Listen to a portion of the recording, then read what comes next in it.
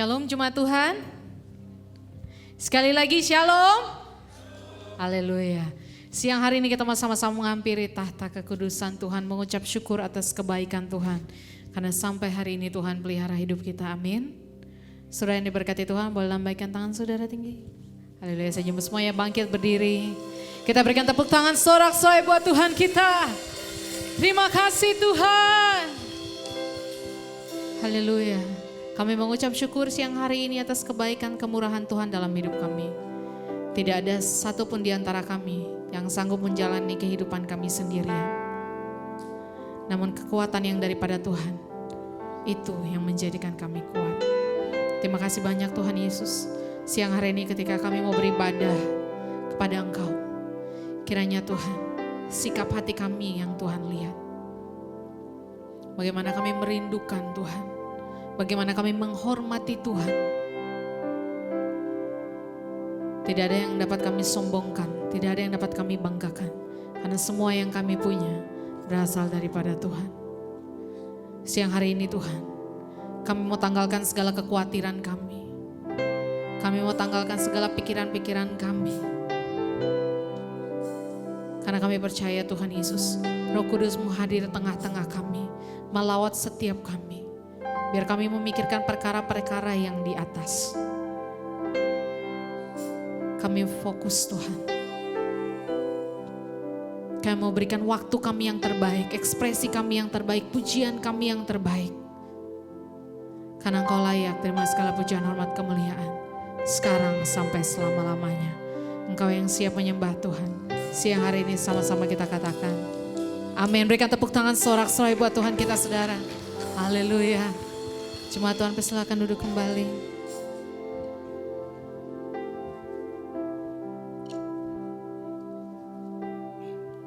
Mari dengan segenap hatimu lebih lagi kita mau menyembah Tuhan.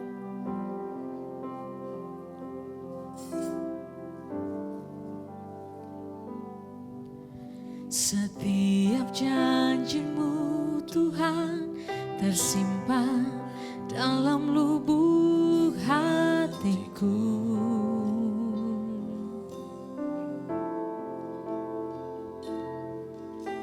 Lewati setiap masalah, tiap tetes air mata dalam hidupku.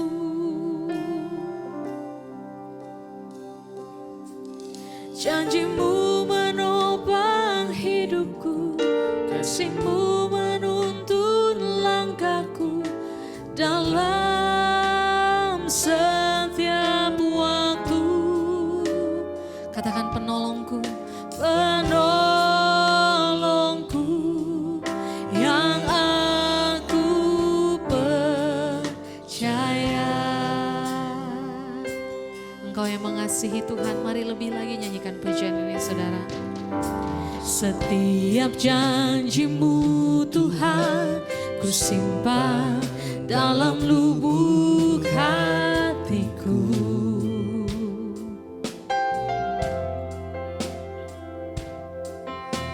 Lewati setiap masalah, tiap tetes air mata dalam hidupku.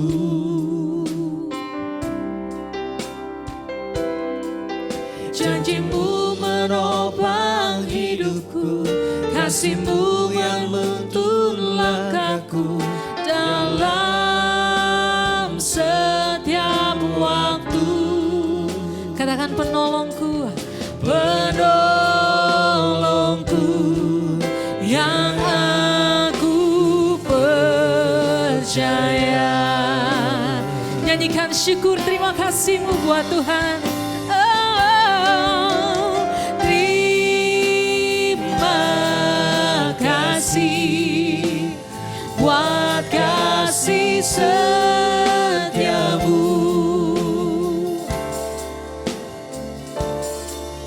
Penyertaan-Mu sempurna, janji-Mu tak pernah terlambat menolongku.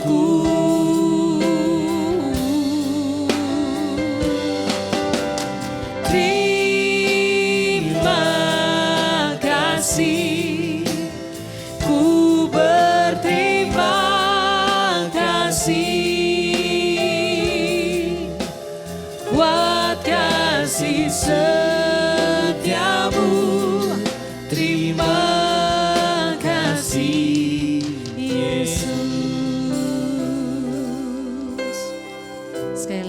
sama-sama kita nyanyikan pujian ini saudara.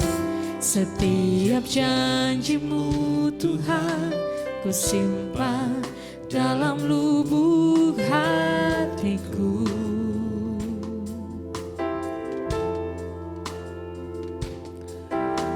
Lewati setiap masalah, tiap tetes air mata dalam hidupku. Katakan janji-Mu Tuhan. Janji-Mu menopang hidupku, kasih-Mu menuntun langkahku dalam setiap waktu. Penolongku yang aku percaya.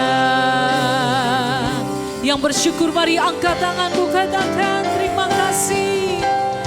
Terima kasih buat kasih setiamu.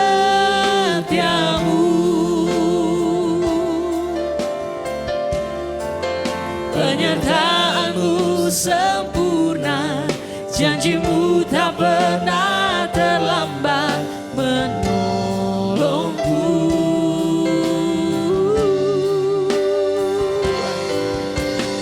Terima kasih, ku berterima kasih buat kasih setiamu. Terima kasih. Mari lebih lagi sembah Tuhan. Katakan terima kasih Tuhan.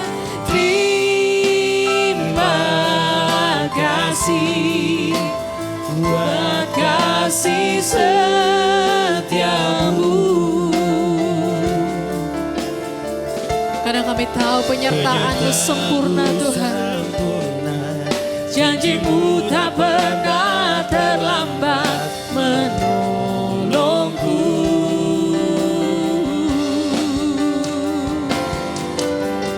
Terima kasih, ku berterima kasih buat kasih setiamu. Terima kasih Yesus. Biar jemaat Tuhan saja katakan pujian ini saudara. Terima kasih.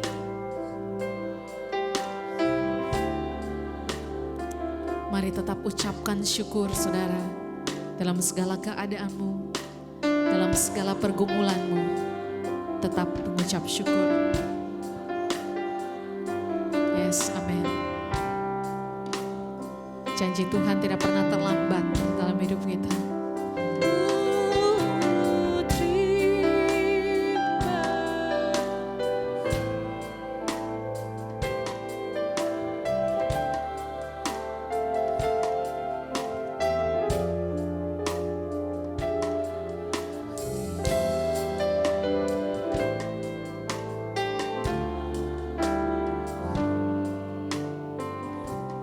Mari dalam hadirat Tuhan sejemput semuanya bangkit berdiri. Angkat tangan saudara, katakan terima kasih Tuhan. Terima kasih buat kasih setiamu. Amin Tuhan. Penyertaan-Mu sempurna, janji-Mu menolongku.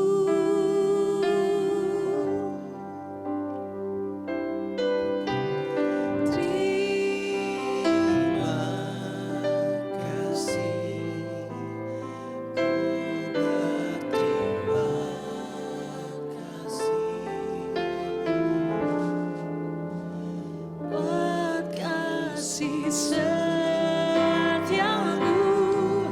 Terima kasih,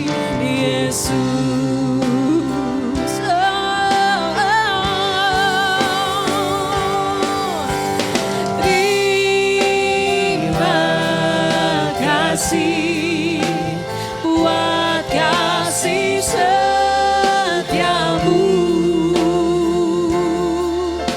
Janji-Mu Tuhan, Penyertaanmu sempurna, janji-Mu tak pernah terlambat menolongku. Amin, kami percaya Tuhan. Terima kasih, ku berterima kasih buat kasih setiamu. Terima kasih Yesus, katakan buat kasih setiamu, buat kasih setiamu, buat kasih-Mu, buat kasih setiamu selamanya, buat kasih setiamu. Terima kasih Yesus.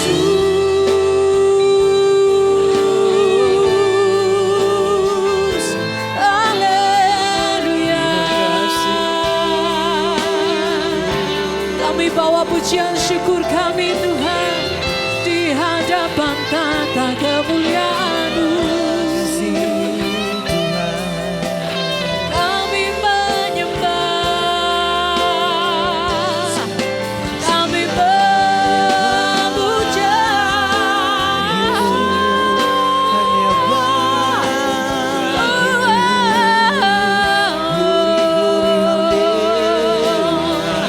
Mari angkat suaramu, mari umat Tuhan lebih lagi sembah Dia, muliakan namanya. Dia Tuhan yang layak terima segala pujian selamanya. Haleluya.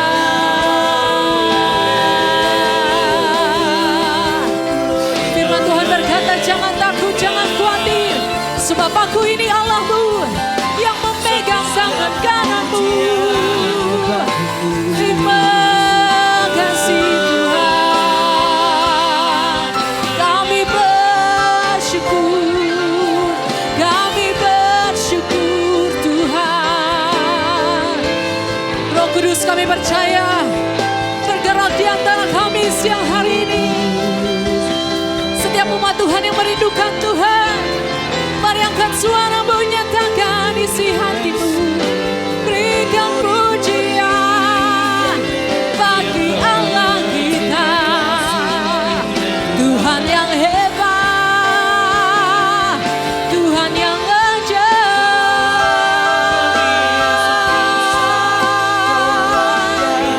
Haleluya.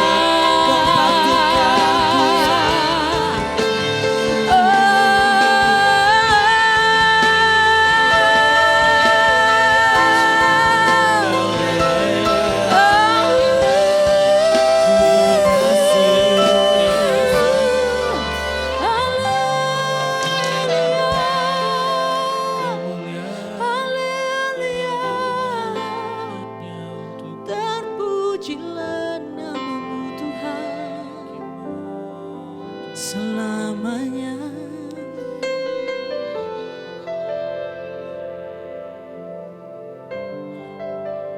Kami mau memuji-Mu Tuhan seumur hidup kami. Bukan cuma dengan bibir mulut kami, namun dengan hidup kami Tuhan. Bless the Lord, thou my soul, oh my soul, worship His holy name. Sing like never before, oh my soul, I worship Your holy. Jemaat Tuhan saja nyanyikan pujian ini, katakan bless the Lord. Bless the Lord,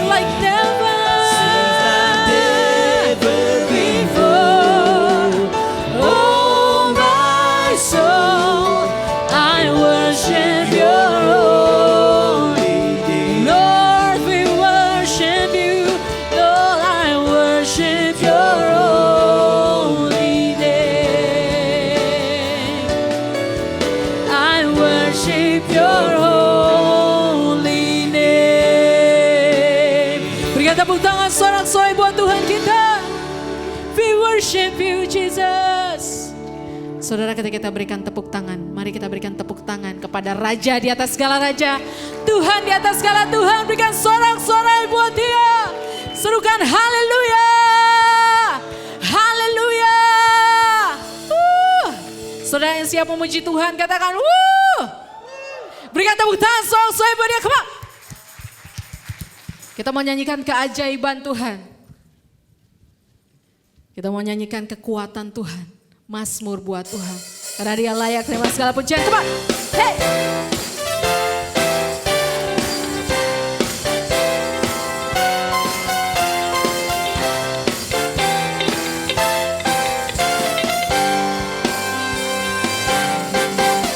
Yesus Tuhanku ajaib, heran perbuatannya, tiada yang mustahil bagi Dia. Yesus Tuhanku, sekali lagi katakan Yesus, come on. Yesus Tuhanku ajaib, heran segala perbuatannya, tiada yang mustahil bagi Dia. Yesus, lambaikan tangan saudara, katakan haleluya, haleluya. Mujizat yang diperbuatnya sungguh ajaib. Haleluya, haleluya. Untuk selama-lamanya Tuhanku ajaib.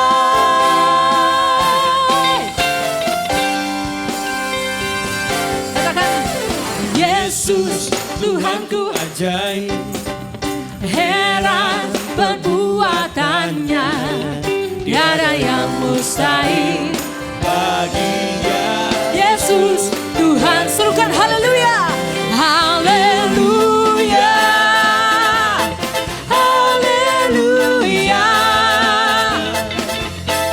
Mujizat yang diperbuatnya sungguh ajaib. Haleluya, Haleluya. untuk selama-lamanya Tuhanku ajaib. Untuk selama-lamanya Dia Tuhan ajaib. Mujizat Tuhan ada buat saudara dan saya, dulu, sekarang, sampai selama-lamanya. Tuhan kita Tuhan pembuat mujizat, amin. Berikan tepuk tangan sama-sama, come on. Cuma Tuhan saja. Haleluya.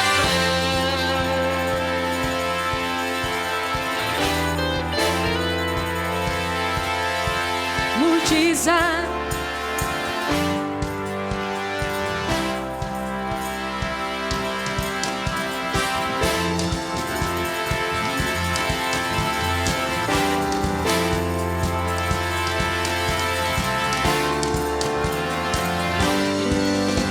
Lebih lagi sama-sama katakan haleluya, haleluya, haleluya. Mujizat yang diperbuatnya sungguh ajaib. Haleluya. Haleluya. Untuk selama-lamanya Tuhanku ajaib. Untuk selama-lamanya. Untuk selama-lamanya Tuhanku ajaib. Untuk selama-lamanya, hey, Tuhanku ajaib. Engkau Tuhan yang ajaib. Haleluya, haleluya. Namamu nama yang luar biasa Tuhan. Nama yang mendatangkan keselamatan, kemenangan, kemerdekaan buat kita semua tanpa terkecuali saudara. Haleluya, amin. Kita berikan tepuk tangan sekali lagi buat Dia Raja di atas segala raja. Come on.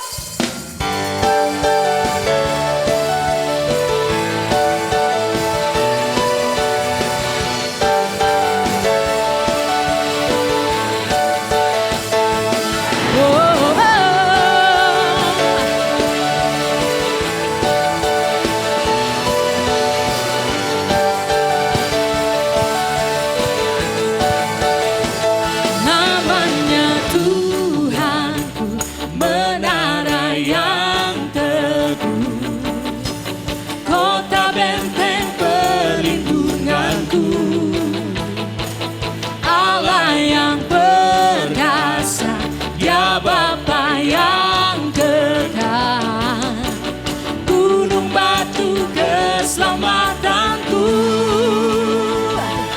Engkau yang termulia di bumi di surga, termasuk perkasa selamanya. Engkau yang berkuasa di dalam segala hal, ada kuasa dalam nama Yesus.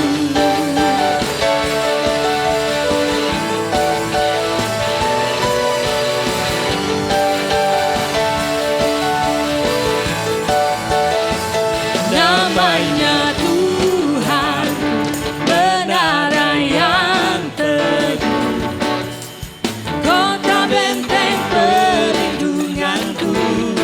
Dia Allah yang perkasa, Allah yang perkasa, Dia Bapa yang kekal, gunung batu keselamatanku. Engkau yang termulia di bumi di surga, termasyur perkasa selamanya. Engkau yang berkuasa di dalam segala hal, ada kuasa dalam nama Yesusku. Nama di atas segala nama yang telah membebaskanku. segala kuasa tunduk, segala kuasa pada nama itu. Pada nama itu Amin. Yesus Tuhan, segala Tuhan. Yang percaya katakan, nama di atas segala nama, nama yang telah membebaskanku. Hey. Segala kuasa tunduk pada nama itu. Yesus Raja segala raja. Engkau yang berkuasa, hey, Engkau yang termulia di bumi di surga, termasyur perkasa selamanya. Engkau yang kuasa katakan di dalam segala hal, ada kuasa dalam nama Yesusku. Lebih lagi katakan, Engkau yang termulia di bumi di surga, termasyur perkasa selamanya. Engkau yang berkuasa di dalam segala hal, ada kuasa dalam nama Yesus ada kuasa. dalam nama Yesusku. Oh, ada kuasa dalam nama Yesusku.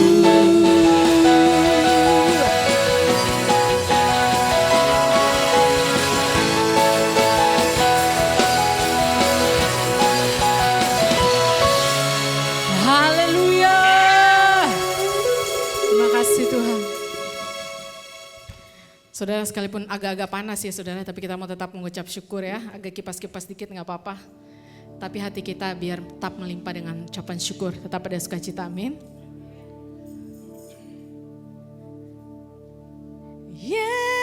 Yesus, ku percaya. Yesus, sungguh ku percaya. Rencanamu yang ajaib terjadi di dalamku. Yesus, sungguh ku percaya.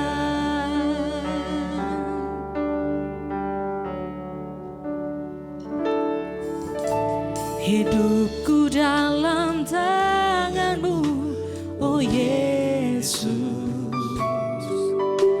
Setiap langkah Kau tetapkan bagiku. Walau kadang ku tak dapat mengerti jalanmu, tetap ku percayakan hidupku. Sebab aku ini hamba-Mu, oh Yesus. Jadilah pada kami seturut kehendak-Mu Tuhan. Seturut firman-Mu, Engkau Tuhan yang selalu menggenapi janji-Mu. Rancangan-Mu terbaik bagiku. Yesus, ku percaya.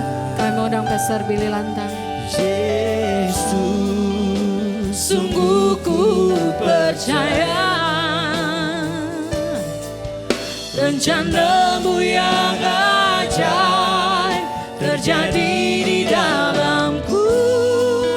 Yesus, sungguh ku percaya rencana-Mu yang ajaib terjadi di dalamku. Yesus, sungguh ku percaya. Haleluya. Tuhan, terima kasih buat kehadiran-Mu. Kami percaya bukan saat ini saja, tapi nanti ketika kami meninggalkan tempat ini pun kami selalu ada dalam hadirat Tuhan. Karena Tuhan, di dalam hadirat Tuhan perkara besar terjadi. Terima kasih Bapa, kami tahu bahwa kami baru saja memasuki tahun yang baru ini dan kami tahu bahwa sepanjang tahun ini penyertaan Tuhan cukup bagi kami. Dan kami pasti dibawa sampai ke ujungnya dengan selamat, dengan sehat. Kami dan seisi keluarga kami. Terima kasih Bapa. Taburkan firman-Mu ya Tuhan. Dan buat hati kami Tuhan menjadi tanah yang subur. Supaya kami menjadi orang-orang yang menjadi pelaku-pelaku firman Tuhan. Di dalam satu nama Yesus Kristus Tuhan dan Juru Selamat kami berdoa. Kita sama-sama katakan amin. Haleluya. Silakan duduk. Shalom. Udah makan siang? Udah ngopi, ngantuk lagi ntar. Oke, selamat tahun baru. Sebentar lagi selamat bulan Februari, udah cepat sekali ya. Oke, Kejadian 8 ayat 22, coba buka sama-sama. Kejadian pasal yang ke-8 ayat yang ke-22. Firman Tuhan katakan begini, selama bumi masih ada, takkan berhenti-henti musim menabur dan menuai, dingin dan panas, kemarau dan hujan, siang dan malam. Ini bicara soal musim. Musim itu selalu ada dan musim itu selalu kita lewati bersama-sama. Nah, selama musim pandemi ini kita mengalami perubahan demi perubahan. Semua dari kita mengalami perubahan dan sering sekali orang katakan kepada saya dan keluhkan adalah 3 perubahan yang sangat tragis. Dan biasanya mereka mengungkapkan dengan rasa kehilangan. Saya merasa kehilangan dan itu tidak apa-apa. Ya, rasa kehilangan. Tetapi sebenarnya di dalam prinsip kerajaan surga kita nggak bisa kehilangan apapun karena kita bukan pemilik. Gimana bisa kehilangan kalau bukan pemilik? Karena kita masuk ke dalam dunia nggak bawa apa-apa, pulang nggak bawa apa-apa. Kita hanya pengelola kok. Jadi yang pertama adalah orang kehilangan pekerjaan.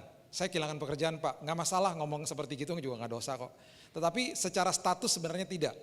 Sebenarnya kita lagi diganti musim sama Tuhan, posisi yang lama Tuhan sedang memberikan orang yang baru dan kita lagi dibawa ke musim yang baru dan sebentar lagi kita dapat pekerjaan yang luar biasa. Nggak usah takut, itu musimnya aja sedang ganti dan di dalam transisi itu Tuhan lagi proses. Yang kedua, saya kehilangan income Pak, nggak bisa dong kehilangan income. Sumbernya kan Tuhan, sumber atas segala sumber. Pekerjaan dan usaha kita hanya pipa. Kalau pipanya ketutup, sumbernya tetap ada. Kan kita melekat kepada sumber, bukan kepada pipa. Jadi sebentar lagi Tuhan bukan sekedar membukakan pipa-pipa yang baru, sumur yang dibukain sama Tuhan. Yang justru airnya membual-bual. Ishak ada di tanah Gerar, tanah yang asing. Lagi on the way ke Mesir. Tuhan katakan nanti dulu biar di sini aja, kamu tinggal di tanah asing ini. Dan ketika dia mau membuka sumur-sumur yang bekas ayahnya dulu gali, udah ketutup sama orang Filistin. Tapi justru Tuhan menggantikan dengan sumur-sumur yang baru pada saat itu. Sampai bangsa Filistin yang adalah orang lokal di tempat itu, di tanah Gerar, iri hati sama dia. Walaupun kita ada di tempat asing, walaupun kita ada di dalam sebuah suasana yang asing pada saat ini, nggak masalah, Tuhan akan bukain sumur-sumur yang baru. Yang paling tragis adalah kita kehilangan orang yang kita kasihi. Saya ada 8 orang yang saya kenal selama musim pandemi ini meninggal. Ya, dan saya sangat berduka dan salah satunya adalah teman baik saya, istri daripada sahabat saya, Theo ini yang duduk di depan bersama saya. Dan firman Tuhan mengatakan di Tesalonika, Paulus mengatakan kepada jemaat di sana, janganlah berduka seperti orang yang gak punya pengharapan. Karena orang-orang yang meninggal di dalam Tuhan, satu kelak kita akan bertemu kembali dengan mereka. Mereka pun kita gak bisa kehilangan. Jadi di dalam prinsip kerajaan surga secara status kita gak bisa kehilangan apa-apa. Tuhan itu dahsyat, Tuhan luar biasa. Rasa kehilangan gak masalah. Tapi semuanya Tuhan sudah siapkan yang terindah di tahun 2022. Tenang aja. Ya. Pasti ada perubahan di tahun ini. Dan kita akan melewati perubahan demi perubahan, nyantai aja.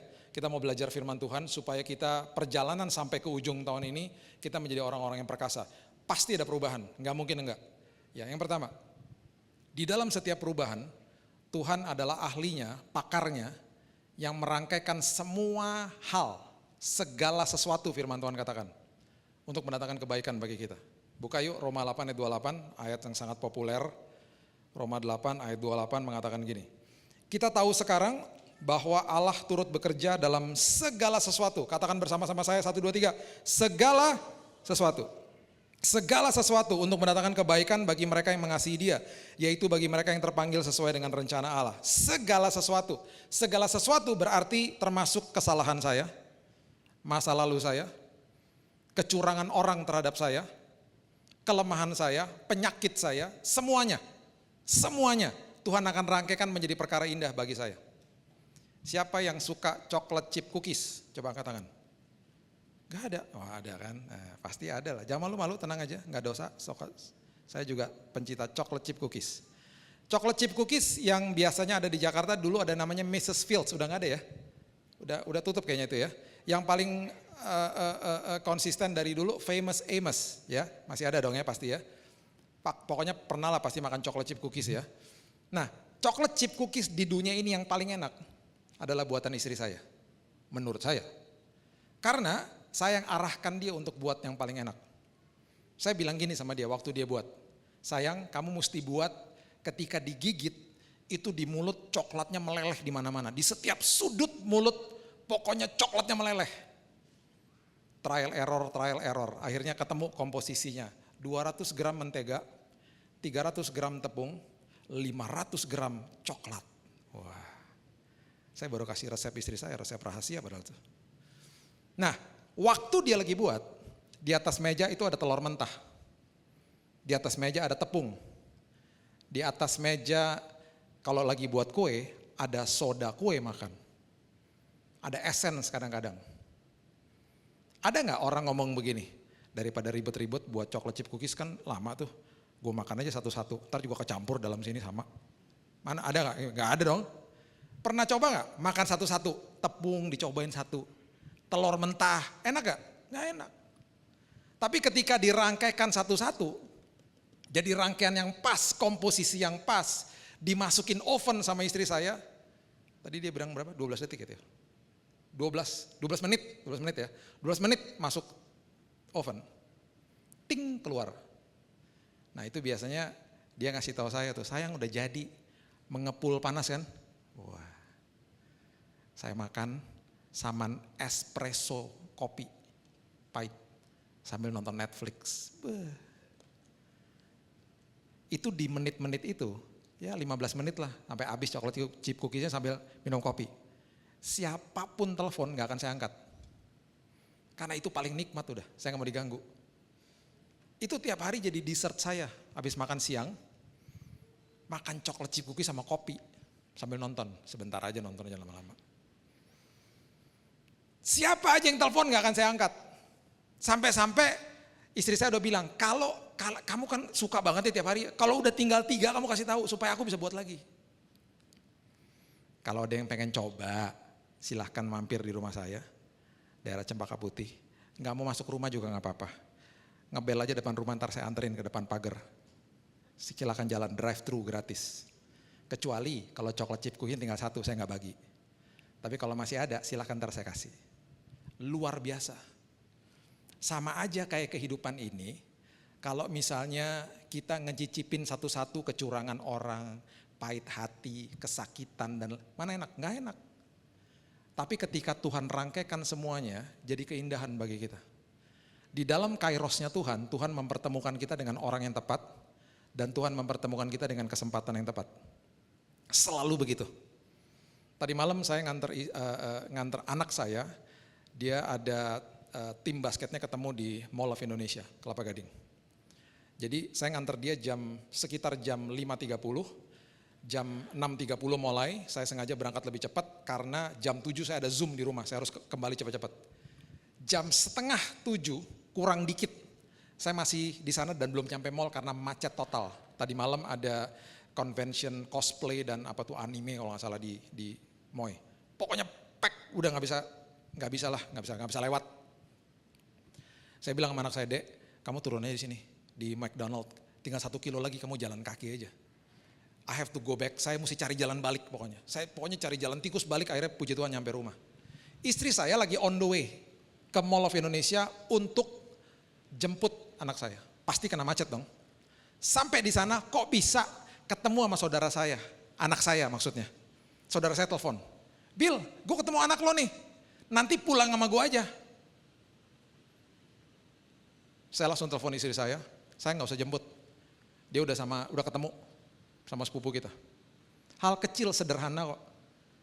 Kita kadang-kadang nggak sadar Tuhan sedang merangkaikan perkara besar terjadi. Dari hal-hal kecil sederhana kok. Pas pulang-pulang anak saya bilang gini, enak juga sih tadi jalan 1 kilo, pas aku main basket aku udah pemanasan dulu jalan. Semuanya mendatangkan kebaikan bagi setiap orang yang mengasihi Tuhan. Kok bisa sih ketemu? Bisa aja karena Tuhan mempertemukan kita dengan orang-orang yang tepat di tahun ini. Tuhan mempertemukan kita dengan kesempatan yang tepat di tahun ini. Kairosnya Tuhan seperti itu. Besok di hari Senin Tuhan sudah ada. Dia sudah menyiapkan perkara indah bagi kita. Gak usah takut, jadi Tuhan itu pakarnya untuk merangkaikan segala sesuatu. Yang kedua, ketika kita mengalami perubahan, tujuannya Tuhan adalah menjadikan kita serupa dan segambar seperti Dia. Coba baca ayat yang ke-29, firman Tuhan katakan begini. Sebab semua orang yang dipilihnya dari semula, mereka juga ditentukannya dari semula untuk menjadi serupa dengan gambaran anaknya, supaya ia anaknya itu menjadi yang sulung di antara banyak saudara. Dijadikan serupa seperti Tuhan, selalu begitu. Ketika ada perubahan, selalu mengacak kepada diri sendiri, bilang gini, Tuhan, apalagi yang aku harus ubah dalam hidupku. Sering kali kita fokus sama masalahnya. Tuhan, ubah dong masalahnya Tuhan. Di dalam pengertian berkat yang sebenarnya, saya udah katakan ini berkali-kali ya. Dari Kejadian sampai Wahyu, itu arti kata berkat gak ada hubungannya sama materi, gak ada. Saya paling kesel kalau orang ngomong, ikut Tuhan nanti kamu akan begini, begitu, yang ujung-ujungnya materi sama uang. Gak ada arti berkat yang ujung-ujungnya materi, gak ada. Itu sekunder kok. Di dalam pengiringan sama Tuhan, kalau kita lagi berhadapan sama masalah nih, yang diubahkan bukan masalahnya, tapi saya yang diubahkan. Berarti saya sedang diberkati Tuhan, itu artinya. Karena arti dari Makarios, Barak, dan Esher, arti kata berkat, itu artinya itu. Karakter kita yang harus diubahkan Tuhan, di dalam Tuhan. Makanya Tuhan mau, di dalam semua perubahan yang terjadi dalam hidup ini, baik itu perubahan yang baik dan tidak, ujung-ujungnya Tuhan mau menyempurnakan dan memurnikan kita. Makanya ada ayat di Malaiki 3, ayat yang ketiga, firman Tuhan katakan gini. Malaiki pasal yang ketiga, ayat yang ketiga. Ia akan duduk seperti orang yang memurnikan dan mentahirkan perak. Dan ia mentahirkan orang Lewi, menyucikan mereka seperti emas dan seperti perak, supaya mereka menjadi orang-orang yang mempersembahkan korban yang benar kepada Tuhan. Ada seorang ibu yang pergi ke tukang perak dan dia tanya, Mas, waktu Mas lagi mentahirkan perak, Mas taruh di mana peraknya? Saya taruh di api lah Bu. Roh Kudus bicara sama dia, waktu engkau sedang dimurnikan, rasanya seperti dibakar di dalam api. Iya benar Tuhan, gak enak banget Tuhan. Terima kasih ya Tuhan buat pewahyuannya. Yang kedua pertanyaannya, Mas, waktu Mas lagi mentahirkan perak, Mas posisinya di mana? Saya gak kemana-mana, saya pegangin pakai tongkat yang panjang. Tuhan bicara lagi, ketika engkau sedang dimurnikan, aku juga gak kemana-mana, aku ada di situ, memegang dirimu selalu. Pertanyaan yang paling penting, Mas, kapan mas? Mas taunya perak itu tahir dan murni. Oh gampang bu, ketika saya bisa bercermin di perak itu, peraknya selesai dimurnikan. Roh Kudus bicara lagi sama dia. Ketika aku memandang dirimu dan seolah-olah seperti aku bercermin, karena aku melihat karakter Kristus ada di dalam hidupmu. Selesai prosesnya. Banyak perkara besar yang Tuhan akan titipkan dalam hidup ini. Semuanya akan dimurnikan sama Tuhan. Jadi kalau melewati perubahan di tahun ini jangan kaget, tenang aja. Tuhan sedang menyiapkan perkara indah bagi kita. Yusuf dijual, dibuang, difitnah, dipenjara. Setelah dipenjara sepertinya ada harapan tuh. Wah, tiba-tiba ada juru minum sama ada juru roti gitu ya. Yang dipertemukan sama dia dan akhirnya dia bisa menafsirkan mimpi mereka. Terus waktu mereka keluar, Yusuf bilang ini, jangan lupa sama gue ya. Dilupakan akhirnya. Udah dibuang, dijual, difitnah, dipenjara, ujung-ujungnya dilupakan 2 tahun. Sampai ketika Firaun akhirnya mimpi, juru minumnya baru ingat, oh iya dulu ada orang yang pernah menafsirkan mimpiku di penjara. Ingat, kalau waktunya belum genap, kairosnya Tuhan gak akan terjadi. Karena Tuhan tidak akan kecepatan, Tuhan tidak akan terlambat, Tuhan selalu on time. Dan selalu firman Tuhan katakan kalau sudah genap waktunya. Jadi waktunya kita bukan waktunya Tuhan. Makanya kadang-kadang disuruh nunggu sama Tuhan. Dan gak apa-apa juga, akhirnya terjadi percepatan dalam hidupnya, dalam kondisi yang begitu singkat, relatif begitu singkat, dia jadi orang terpenting nomor 2 di Mesir. Menyelamatkan bangsa Mesir, menyelamatkan bangsa Israel dan bangsa-bangsa di sekitarnya, bahkan keluarganya. Dan bahkan di Kejadian 50 ayat yang ke-20 firman Tuhan katakan begini. Kejadian 50 ayat yang ke-20 firman Tuhan katakan, memang kamu telah mereka-rekakan yang jahat terhadap aku, tetapi Allah telah mereka-rekanya untuk kebaikan dengan maksud melakukan seperti yang terjadi sekarang ini, memelihara hidup suatu bangsa yang besar.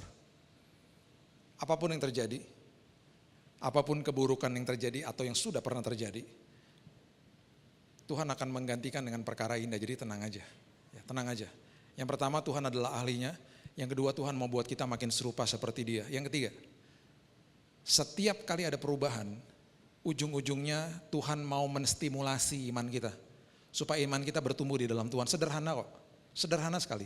Ya, 1 Petrus 1 ayat yang ke-7 firman Tuhan katakan begini. 1 Petrus 1 ayat 7. Maksud semuanya itu ialah untuk membuktikan kemurnian imanmu yang jauh lebih tinggi nilainya daripada emas yang fana, yang diuji kemurniannya dengan api, sehingga kamu memperoleh puji-pujian dan kemuliaan dan kehormatan pada hari Yesus Kristus menyatakan dirinya. Kita akan dimurnikan jauh melebihi emas yang fana. Itu sebabnya setiap kali ada pemurnian, ujung-ujungnya iman kita akan terstimulasi di dalam Tuhan. Satu hari saya sedang ada di sebuah pesawat yang begitu besar, Boeing 777. Saya karena ngerti aviasi, saya akan kasih tahu beberapa yang mungkin nggak paham, tapi saya kasih tahu. Saya mau menjelaskan betapa besarnya pesawat itu. Konfigurasinya itu 343, bangkunya 343, jadi double aisle gitu ya. Pesawat 777 itu adalah pesawat terbesar dengan memakai 2 engine. Garuda punya juga. 777, 777 namanya. Pesawat kalau sudah besar seperti begitu, kalau melewati turbulensi, biasanya nggak begitu berasa. Beda kalau kita naik Boeing 737 Garuda atau Batik Air Airbus 320. Itu pesawat yang lebih kecil, single aisle, dan konfigurasi 33 tempat duduknya, itu kalau goyang ya lebih berasa lah. Sama lah kalau kita naik mobil lebih kecil sama mobil yang lebih besar, lebih berasa goncangannya. Untuk pesawat sebesar itu dan goncangan sampai berasa, itu berarti turbulensinya besar sekali. Saya lagi on the way ke Vancouver, Kanada dengan anak nomor 1 saya, karena istri saya dan anak saya yang kedua udah di sana.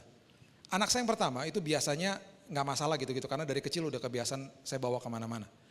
Dia biasanya udah biasa. Kali ini karena begitu mencekam, dan saya waktu lihat, saya duduk di window, waktu saya lihat sayapnya begini, jeng, jeng, jeng, dan goyang itu betul-betul goyang. Saya dalam hati saya langsung, ini turbulensi cukup parah. Karena semua orang di dalam pesawat itu betul-betul di dalam pesawat yang sebesar itu semuanya begini. Goyang-goyang pokoknya. Memang sampai hari ini di dalam zaman modern tidak ada pesawat jatuh gara-gara turbulensi. Nggak ada. Karena memang sudah didesain untuk tahan turbulensi. Jadi waktu anak saya pegang tangan saya dan dia katakan, "Dad, what's going on? Apa yang terjadi?" Saya cuma bisa bilang, "Nggak apa-apa sayang, bentar lagi juga kita pasti lewat. Ini lagi cuaca buruk aja." Sementara saya lagi ngomong sama dia, di sebelah saya ada 2 anak kecil perempuan yang megangin tangan bapaknya dan dua-duanya nggak ngerti bahwa itu mencekam dan mengerikan sebenarnya.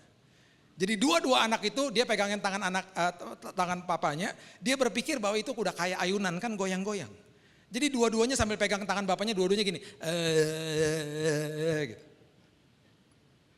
Saya waktu lihat mereka saya dalam hati gitu, bener juga ya, semua kan ada di dalam sini ya. Dan ketika turbulensinya stop, saya lega dong. Yes. Mereka enggak. Mereka ngomong gini, "Ya kenapa stop?" Ya ampun. "Ya kenapa stop?" Saya bilang, "Ya baguslah stop," dalam hati. Tahun ini kalau sampai ada goyang-goyang, pegangan aja sama tangannya Tuhan, tenang aja. Amin. Kita pasti sampai di ujung dengan selamat kok. Ada goyang-goyang udah pasti ada. Selama 2 tahun terakhir ini apa kita gak digoyang-goyang? Terjadi perubahan yang begitu drastis sama kehidupan manusia. Dulu orang batuk biasa, sekarang orang batuk gak biasa. Orang pada ketakutan. Dulu orang batuk kita cuek aja, bodo amat. Dulu ke gereja kalau ada yang pakai masker kita ketakutan. Ih sakit orang. Sekarang kalau ada yang gak ada pakai masker justru kayak saya nih gak pakai masker. Ini gak pakai masker. Berapa bulan lalu di pesawat ada bapak-bapak batuk. Rupanya memang dia bukan batuk sakit. Semua pada ngeliatin ke belakang. Tiba-tiba istrinya gak tahan kali ya karena diliatin istrinya pengumuman. "Bapak keselak," katanya gitu. Setelah dia ngomong bapak keselak baru semuanya oke gitu, diem semuanya. Memang dia keselak, habis itu udah gak batuk lagi. Beda dulu kalau coba ada yang batuk, keselak misalnya. Pengumuman, gak mungkin. Udah beda, perubahannya begitu drastis kok sampai sekarang. Yang keempat, setiap kali ada perubahan selalu Tuhan lagi ngajarin kita tentang prioritas. Coba lihat Kisah Rasul pasal yang ke-23 ayat yang ke-11, firman Tuhan katakan gini. Kisah Rasul 23 ayat 11. Tuhan menghampiri Paulus dan berkata, "Kuatkanlah hatimu sebab sebagaimana engkau telah dengan berani telah bersaksi tentang aku di Yerusalem, demikian jugalah hendaknya engkau pergi bersaksi di Roma." Tuhan sedang kasih tahu sama Paulus, kamu pasti ke Roma. Tuhan sedang kasih tahu sama kita pasti sampai ke ujung 2022 dengan selamat. Tapi perjalanan ke sananya Tuhan gak kasih tahu sama Paulus. Rupanya dia berangkat ke sana, melewati badai, kapalnya kandas, dan dia berangkat ke Roma ternyata sebagai tahanan yang akan diadili di Roma. Tapi dia tenang aja karena Tuhan udah kasih tahu, kamu akan sampai ke Roma nanti, kamu akan menginjil di sana. Dan itu sebabnya dia menjadi sosok pribadi yang paling tenang di kapal yang dia naiki yang ada 276 orang di dalamnya akhirnya. Nah, waktu dia mau pergi, dia sempat transit di satu kota. Dan akhirnya dia numpang kapal kargo yang baru berangkat dari Alexandria, Mesir, on the way ke Roma, mampir di kota yang dimana Paulus transit dan Paulus numpang kapal itu. Kapal kargo itu lagi bawa gandum. Kapal kargo, kapal muatan gandum itu nggak akan dibayar kalau dia nggak sampai ke Roma. Jadi prioritas dia adalah angkat kargonya, angkat muatannya sampai ke tempat tujuan baru dibayar. Jadi prioritasnya gandumnya. Nah, waktu kapal itu diterpa badai dan akhirnya kandas akhirnya, mereka akhirnya berubah dan mengerti prioritasnya bukan gandum lagi. Prioritasnya nyawa mereka sekarang. Jadi akhirnya sebelum akhirnya gandumnya dibuang, pelan-pelan udah mulai terjadi nih. Kisah Rasul 27 ayat 18 coba lihat. Firman Tuhan katakan gini.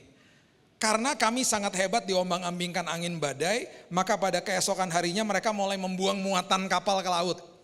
Pelan-pelan dibuang nih. Wah ini gak penting deh, udah buang aja. Dan akhirnya muatan gandumnya juga dibuang. Ayat 38 mengatakan, Setelah makan kenyang, mereka membuang muatan gandum ke laut untuk meringankan kapal itu. Akhirnya udah nggak penting deh. Yang tadinya prioritas bagi kita, seringkali kita diajarkan ketika melewati perubahan, itu nggak jadi penting lagi udah. Kapal Titanic, waktu tenggelam, 1914 kalau nggak salah ya. Itu yang naik kan banyak orang kaya. Ditemukan mayatnya di bawah laut, pelukan sama kopernya. Karena kebanyakan daripada mereka tidak lari ke skoci, lari ke kamar ambil koper yang banyak hartanya. Ketinggalan skoci, memang karena skocinya juga kurang, ketinggalan skoci, meninggal pelukan sama kopernya. Nggak ngerti prioritas. Saya punya teman-temannya saya lah. Baru beli mobil hitam metalik. Beli mobil biasanya kalau beli mobil baru selalu dicuci ya. Tiap hari pulang dicuci. Anaknya yang umur 5 tahun liatin bapaknya rajin nyuci mobil. Satu hari pulang, mobilnya kena hujan, mobil belum dicuci, papanya pulang mungkin capek ketiduran. Anaknya punya inisiatif, aku cuci deh mobil papa. Baik banget ya anaknya ya. Dia ngambil ember, dia isi sama air, sabun, terus kemudian dia cari lapnya. Rupanya lapnya buat bersihin mobilnya itu ada di dalam mobil, dia nggak tahu. Dia bingung nyari lapnya di mana gitu. Dan mungkin terpikir di dalam pikirannya, mama kalau lagi bersihin dandang di dapur pakai serabut kawat itu bersih. Apalagi mobil. Jadi dia ke dapur dia ambil serabut kawat. Zaman dulu kan serabut kawat tuh ya. Dia ambil, dia gosok mobilnya pakai serabut kawat yang buat dandang. Bunyi dong metal sama metal, nyik, nyik, nyik. Udah selesai disiram sama air, teriaklah anaknya. Karena mobilnya dari belakang ke depan beret semua. Di saat itu papanya bangun, papanya teriak, anaknya juga teriak. Ah! Ini perspektif dari papanya. Dia katakan hampir aja saya tampar tuh anak. Tiba-tiba ada suara Roh Kudus mengatakan kepada dia, kalau kamu tampar tuh anak, hatinya yang luka akan lama disembuhkan. Jangan lihat perbuatannya, lihat hatinya. Dia punya maksud yang sangat baik. Ayahnya menangis, ayahnya memeluk anaknya, ayahnya nangis, anaknya nangis. Anaknya nangis karena nyesel, papanya nangis karena mobilnya berat. Tapi dia belajar prioritas. Mobilnya bisa diganti, hati anaknya lebih penting. Di dalam setiap kali ada perubahan, Tuhan ngajari kita tentang prioritas. Karena kita lagi dibuat dewasa sama Tuhan. Yang terakhir, setiap kali ada perubahan, Tuhan ngajarin kita sama janjinya dia. Sederhana, ada 7.000 janji Tuhan di Alkitab kita. Makanya saya selalu katakan, kalau takut itu normal, ketakutan itu gak normal. Bagi orang Kristen, takut normal, ketakutan itu nggak boleh. Saya waktu divonis mati 3 bulan 2019 ketika saya sakit, takut iya, tapi ketakutan nggak pernah. Karena setiap hari ngucap syukur sama Tuhan. Karena janjinya Tuhan begitu banyak, terlalu banyak bahkan. Ini ironis, Tuhan udah ngomong sama Paulus bahwa kamu akan sampai ke Roma dan dia tenang. Dan dia akhirnya sampai ke rumah walaupun jalannya gak enak. Tuhan juga bicara hal yang sama kepada murid-muridnya. Ironisnya mereka gak nanggep. Jangan sampai kita seperti ini. Lihat Markus pasal yang keempat, ayat yang ke-35. Markus pasal yang keempat ayat 35. Pada hari itu, waktu hari sudah petang, Yesus berkata kepada mereka, marilah kita bertolak ke seberang. Perhatikan kalimat ini, marilah kita bertolak ke seberang. Siapa yang ngomong? Yesus. Kalau Yesus ngomong marilah kita bertolak ke seberang, itu berarti sama dengan kita pasti sampai ke seberang dengan selamat. Betul atau betul? Karena Yesus yang ngomong kan? Kalau saya yang ngomong marilah kita bertolak ke seberang, saya pegangin tangannya, nyebrang jalan, saya gak bisa kasih jaminan. Karena manusia. Tapi kalau Yesus yang bicara marilah kita bertolak ke seberang, itu pasti akan kejadian. Pertanyaan saya, Yesus tahu gak akan ada badai? Tahulah. Ingat, Yesus 100% manusia, 100% Tuhan. 100% manusiawinya, dia mengalami keletihan, capek, lapar, sakit kalau badannya disakiti. Sama seperti kita.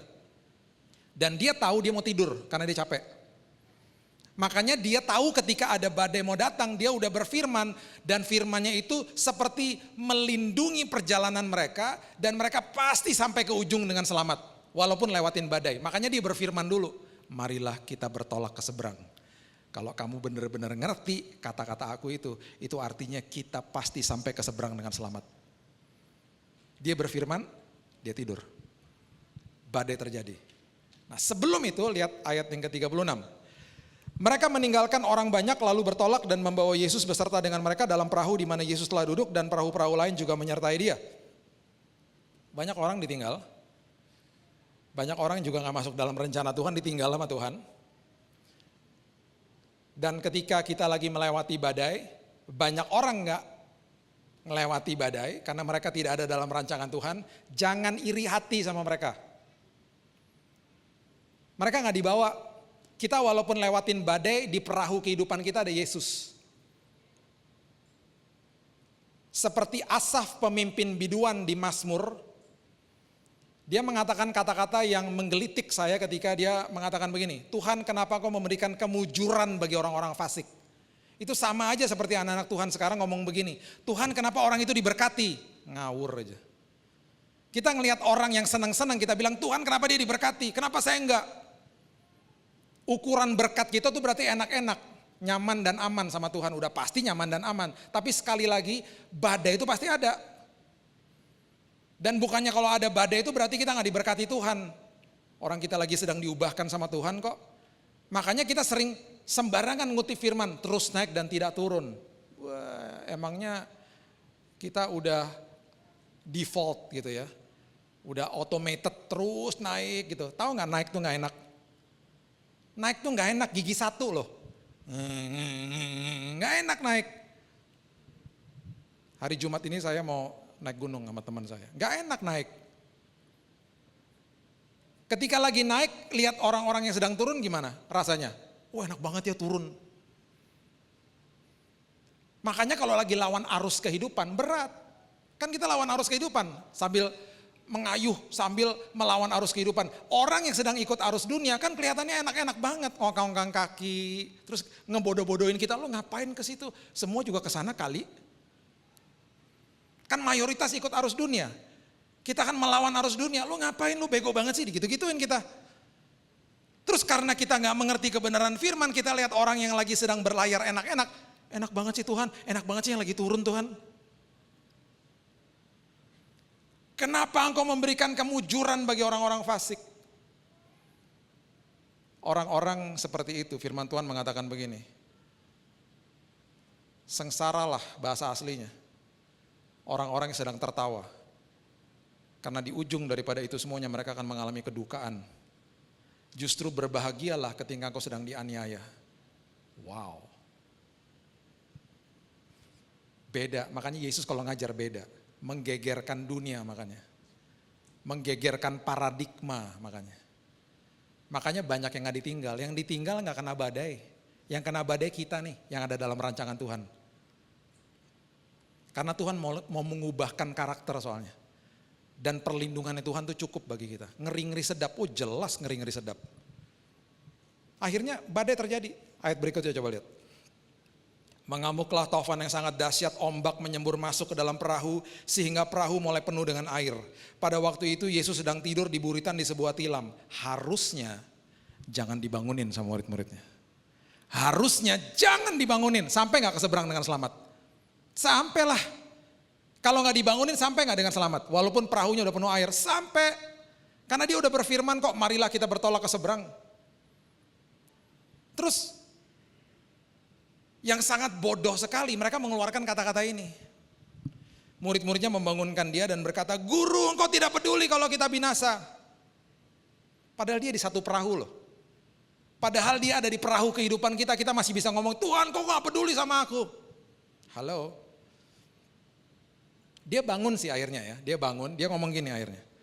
Menghardik angin itu berkata kepada danau itu, diam tenanglah, lalu angin itu reda dan danau menjadi teduh sekali. Perhatikan ayat 40. Udah teduh nih semuanya, dia bangun kan? Yesus ngomong gini sama murid-muridnya. Lalu ia berkata kepada mereka, thank you ya, udah dibangunin. Aduh, hampir aja lo kita mati. Terima kasih udah dibangunin, hampir aja kita semuanya mati di sini. Wow, airnya udah penuh ya, thank you ya dibangunin, aku nggak tahu loh. Dia ngomong gitu, enggak. Yang dia ngomong apa? Mengapa kamu begitu takut? Mengapa kamu begitu takut? Yang kedua, nampar banget dia ngomong gini. Kenapa kamu tidak percaya? Kan aku udah ngomong di depan tadi. Kan aku udah bilang, marilah kita bertolak ke seberang. Kamu gak ngerti artinya. Artinya kita pasti sampai ke seberang dengan selamat. Makanya kalau yang naik perahu ini GBI rem pasti beda ayatnya. Karena semua di sini pasti gak ada yang bangunin Yesus. Amin. Betul gak? Bener kan? Gak ada yang masih bangunin Yesus. Di pertamanya masih sama tuh. Waktu ombak menyembur masuk. Nah itu mulai beda tuh. Maka bergandeng tanganlah semua jemaat GBI rem sama Pak Pendeta Paulus. Dan semua berteriak, jangan bangunkan Yesus. Pasti ngomong gitu. Beda mulai ayatnya. Ada satu jemaat yang biasa cuma datang pasca Natal doang. Imannya lemah. Dia sendiri yang teriak. Gila lo bangunin dong, mati kita ntar. Dia sendiri yang teriak.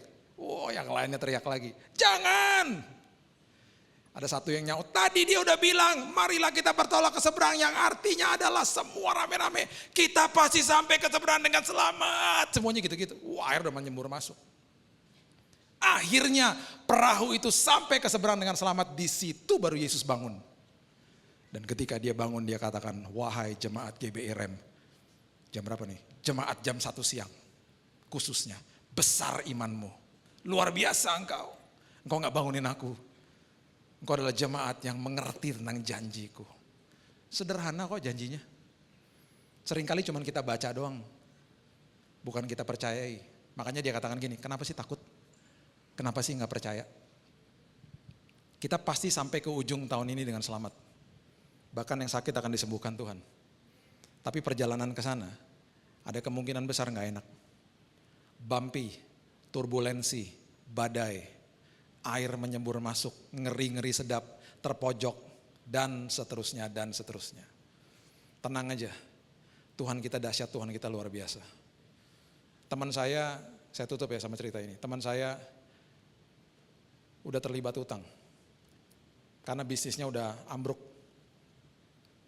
Hutang, bukan hutang sih, ya hutang ya. Hutang mobil lah, mobilnya 2 bulan udah gak bisa bayar. Mobil niaganya dia. Tunggakan mobil 2 bulan itu kalau dipikir-pikir pakai otak manusia, kalau pinjem duit masih bisa lah ke cover lah, pinjam sama keluarga, sama teman. Tunggakan 2 bulan paling berapa? Mobil niaga juga kan pasti mobilnya gak mahal-mahal amat. Didatengin debt collector, udah gak bisa bayar. Datengin debt collector, marah-marah di rumah. Dan dia bilang, mas mau marah-marah juga gak akan nambahin saldo saya buatin kopi ya mas. Nah rupanya kopinya ada urapan Tuhan, saya gak tahu gimana. Masnya pulang, besoknya masnya WhatsAppin dia. Saya baca sendiri WhatsApp ini karena ini teman istri saya. Mbak, besoknya nih ya, saya udah sepakat sama orang sales. Mobilnya Mbak, kita talangin dulu utangnya. Nanti kalau Mbak udah ada uangnya, Mbak bayar ke kita nyicil juga gak apa-apa Mbak, saya kasihan sama Mbak. Gak usah pakai bunga. Saya gak pernah dengar debt collector bayarin utang. Ada gak debt collector bayarin? Gak ada. Namanya juga debt collector. Debt collector kalau sampai bayarin utang itu berarti debt collector dijamah Roh Kudus. Lewat kopi. Mungkin. Satu masalah selesai, tetap aja ada masalah berikutnya dong. Tetap harus bayar dong. Besoknya ada temannya WhatsAppin dia lagi. C, itu mobilmu aku karyakan ya, aku sewa. Dia bilang gitu. Aku sewa ya. Dealing, akhirnya harganya cocok, uangnya ditransfer persis untuk bayar tunggakan 2 bulan. Dalam hitungan 2 hari, mobilnya lunas. Itu udah ngeri-ngeri sedap gak? Udah terpojok gak? Udah. Justru dalam kondisi kayak begitu, ketika ada pertolongan Tuhan, kita akan mengatakan, itu karena Tuhan, bukan karena saya. Seringkali kita dibawa ke dalam posisi seperti itu. Air udah menyembur masuk. Tapi kita akan pasti dibawa sampai ke ujung dengan selamat. Karena Tuhan ada sama-sama kita di dalam perahu.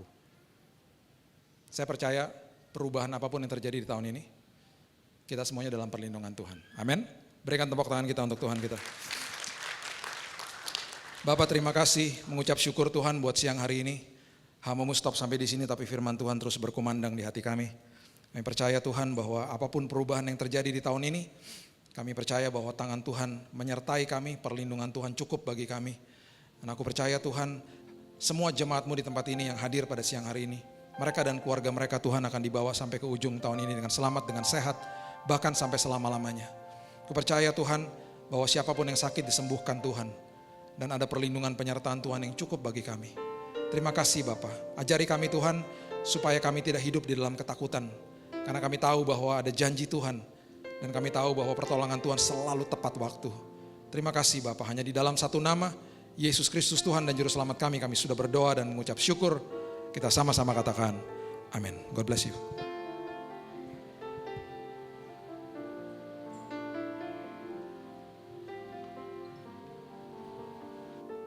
Terima kasih banyak Pastor Billy Lantang. Firman Tuhan sudah disampaikan buat kita semua di tempat ini dan sungguh sangat memberkati kita. Amin. Saudara, yang diberkati boleh berikan tepuk tangan sorak-sorai buat Tuhan kita. Haleluya. Sekali lagi Tuhan ingatkan kita bahwa perubahan boleh terjadi. Namun firman Tuhan berkata, kasih-Ku tinggal tetap, mujizat Tuhan tetap ada buat saudara dan saya. Amin.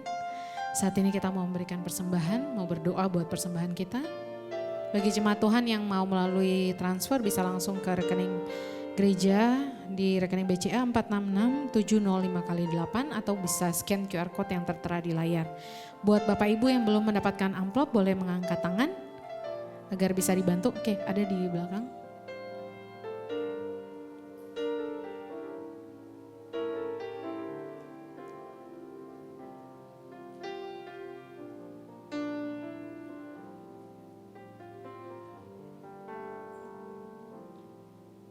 Iya. Baik, mari kita satu dalam doa. Tuhan Yesus, terima kasih banyak buat siang hari ini. Kami tahu bukan suatu kebetulan kami mengikuti ibadah di jam 1 ini Tuhan. Di mana kami dikuatkan kembali dengan firman Tuhan.